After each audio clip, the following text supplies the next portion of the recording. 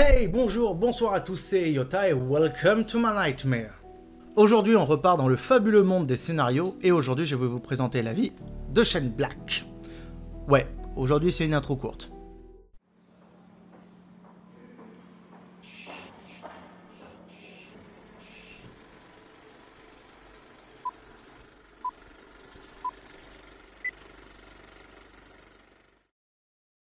Shane Black est un scénariste et réalisateur américain né le 16 décembre 1961 à Pittsburgh, en Pennsylvanie.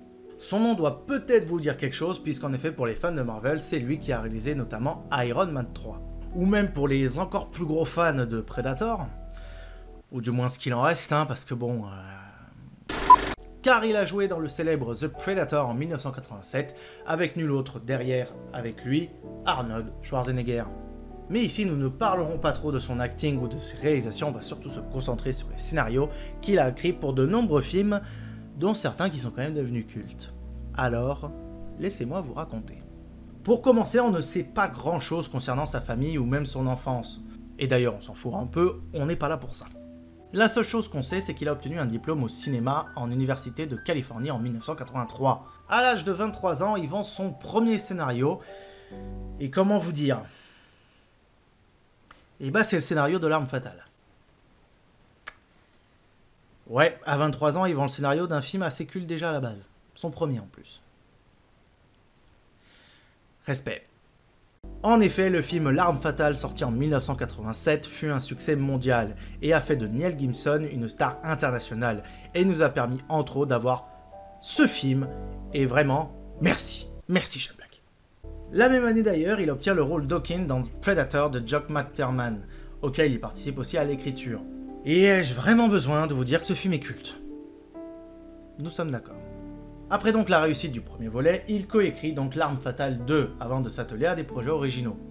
Il écrit donc le scénario du Dernier Samaritain en 1991, dont la mise en scène est confiée à Tony Scott. Malheureusement pour lui, le film déçoit au box-office et divise la critique. La nuit suivante, pour se rattraper, sort Last Action Heroes, une satire de film d'action réalisé par John McTiernan, encore lui, dont il a participé à la réécriture. Même si le film est un bon film et que je le recommande son visionnage, c'est une nouvelle déception qui arrive. Shane Black se voit donc confier une dernière chance, une dernière carte. Il est payé 4 millions de dollars pour écrire et produire le film Au revoir à jamais qui sort en 1996. Cette fois-ci, la critique américaine suit de court, mais le grand public n'arrive pas à être séduit. Ah, des fois, la vie, quand elle est une pute, elle est jusqu'au bout. Pendant près de 10 ans, le scénariste va disparaître du monde d'Hollywood pour bien sûr se ressourcer, mais surtout pour prendre des multivitamines de l'enfer, car je peux vous dire que son retour risque d'être flamboyant. Ce n'est qu'en 2005 qu'il revient avec le fabuleux et cultissime Kiss Kiss Bang Bang, une comédie d'action à moyen budget portée par deux autres anciens valeurs sûres d'Hollywood et quasiment tombés dans l'oubli à l'époque, Val Kilmer et Robert Downey Jr.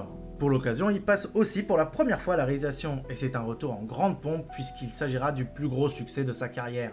2011 arrive à grande allure et notre scénariste prépare donc une adaptation cinématographique d'une œuvre, disons, comment on peut le dire, poignant, sombre, viscérale, cultissime, japanisante. Vous devriez à peu près deviner, peut-être. Allez, si je vous parle du livre de la mort, peut-être.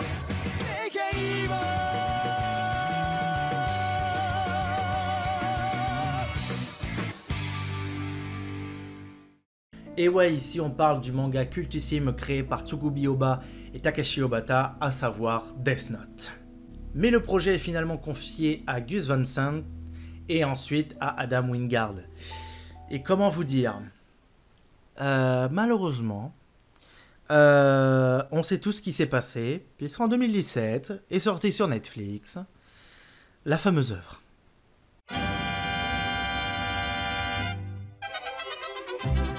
Mais c'est de la merde! Mais c'est de la merde! Mais c'est de la merde! Vraiment un gros tas de merde. Il est finalement choisi par les studios Disney pour coécrire et mettre en scène le film Iron Man 3 en 2013, avec Robert Downey Jr. qui retrouve enfin, alors devenu aujourd'hui une star mondiale. Et pour vous dire son efficacité, le film est le plus gros succès commercial de la trilogie. En 2016, il revient en tant que scénariste et réalisateur de The Nice Guys, une comédie d'action avec Russell Crowe et Ryan Gosling, dont l'action se déroule dans les années 1970. Et d'ailleurs, le film est présenté en hors compétition au Festival de Cannes en 2016. Shane Black enchaîna ensuite les retours aux sources, l'écriture et la mise en scène du 4e chapitre de la franchise Predator, débuté en 87, qui a eu les suites que l'on connaît, à savoir une tuerie, une jolie suite, disons qu'ils ont essayé de faire quelque chose un peu mieux, et oh mon dieu que le film nous vienne en aide. Malheureusement, je sais pas forcément trop s'il a été utilisé pour faire le film The Prey, qui est sorti sur Disney+, mais je pense quand même qu'ils ont dû un peu l'appeler, parce que bon, c'est quand même le papa de ça. Pour l'occasion d'ailleurs, il retrouve son partenaire d'écriture, Fred Decker, avec qui il avait écrit The Monster Squad en 87, et qui raconte l'histoire de Dracula ayant battu Van Helsing et se combattant contre des gamins avec une armée de monstres. Ouais, j'ai vu mieux comme scénario loufoque. Le film sort en 2018 et c'est le plus gros succès des 3 films Predator. Même si Prey, je pense cependant, a fait clairement mieux. Depuis ce tout dernier film, Shane Black se fait un petit peu fantomatique dans le monde d'Hollywood, mais qui sait, la dernière fois qu'il a fait ça, il nous avait pondu une très belle œuvre. Donc je lui souhaite de tout cœur de revenir assez rapidement et de nous sortir des œuvres marquantes qui seront soit horrifiques, soit très jolies à voir.